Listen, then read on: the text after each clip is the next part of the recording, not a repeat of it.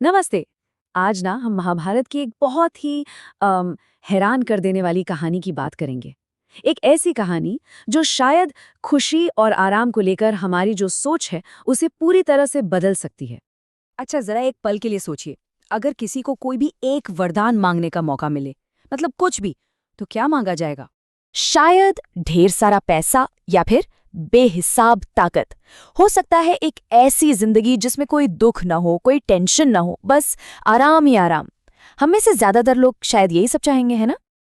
लेकिन आज हम एक ऐसी रानी की कहानी सुनने वाले हैं जिसने इनमें से कुछ भी नहीं मांगा, बल्कि उन्होंने कुछ ऐसा मांगा जिसकी कोई कल्पना भी नहीं कर सकता।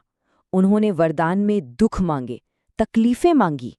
तो ये कहानी शुरू होती है महाभारत के उस भयानक युद्ध के ठीक बाद। माहौल ऐसा था कि जीत तो मिल गई थी, लेकिन उस जीत में भी एक अजीब सी उदासी थी, एक शोक था। देखिए, पांडवों ने युद्ध तो जीत लिया था, पर इसकी कीमत बहुत बहुत बड़ी चुकानी पड़ी थी। अनगिनत लोग मारे गए थे और जो बच गए थे उनके दिल अपनों को खोने के गम से बिल्कुल भारी थे। कहने को तो शांति थी, पर वो एक बोझिल खामोशी थी। और इस पूरी कहानी के केंद्र में है महारानी कुंती। उनकी पूरी जिंदगी ही जैसे मुश्किलों का एक लंबा सफर थी।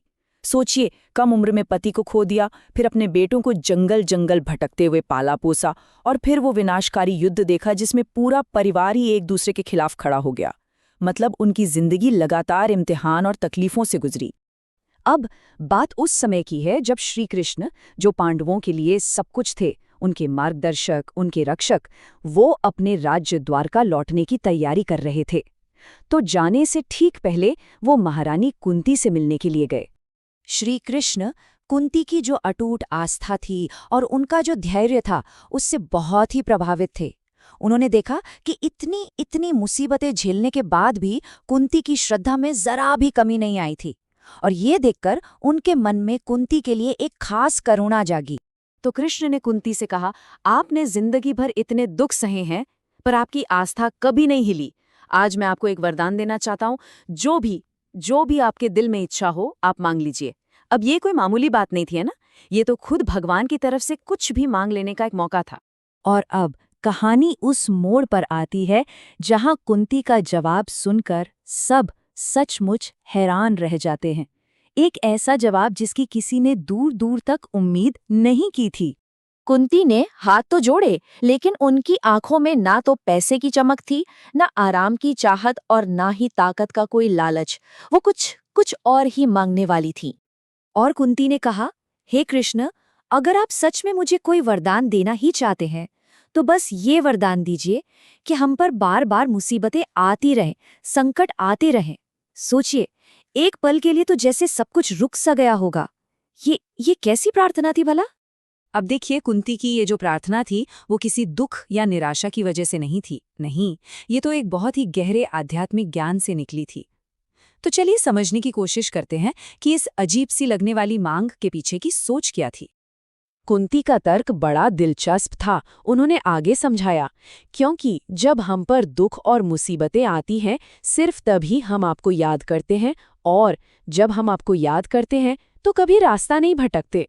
लेकिन जब सब कुछ अच्छा चल रहा होता है, जब सुख होता है, तब तो हम अक्सर आपको भूल ही जाते हैं। असल में कुंती की ये प्रार्थना एक बहुत गहरी स्पिरिचुअल अंडरस्टैंडिंग से आई थी। वो ये जानती थी कि एक आसान जिंदगी से कहीं कहीं ज्यादा कीमती वो जिंदगी है जो ईश्वर से जुड़ी हो, भले उसमें कितनी भी मुश्किलें क्यों ना आएं।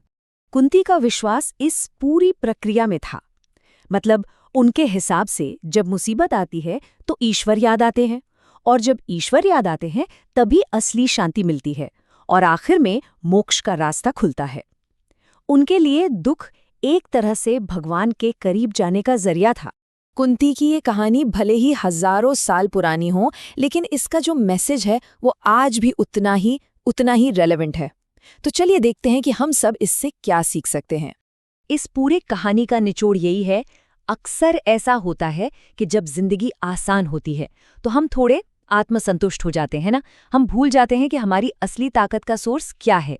लेकिन जब मुश्किलें दस्तक देती हैं तो वही हमें उस गहरी शक्ति से दोबारा जुड़ने का एक मौका देती हैं। तो मतलब असली ताकत मुसीबतों का न होना नहीं है, बल्कि असली ताकत है उन मुसीबतों के बीच में रहकर एक गहरा कनेक्शन ढूंढना और उसे बनाए रखना, चाहे वो कनेक्शन ईश्वर के साथ हो, अपनी आत्मा के साथ हो या फिर जिंदगी के किसी बड़े मकसद के साथ हो। और ये कहानी हमें एक सवाल के साथ छोड़ जाती है। जब हमारी जिंदगी में मुश्किलें आती हैं तो क्या हम उन्हें सिर्फ एक रुकावट की तरह देखते हैं, या क्या हम उनमें कुंती की तरह कुछ ज्यादा गहरा, कुछ मीनिंगफुल ढूंढने का एक मौका देख पाते हैं? ये सोचने वाली बात है।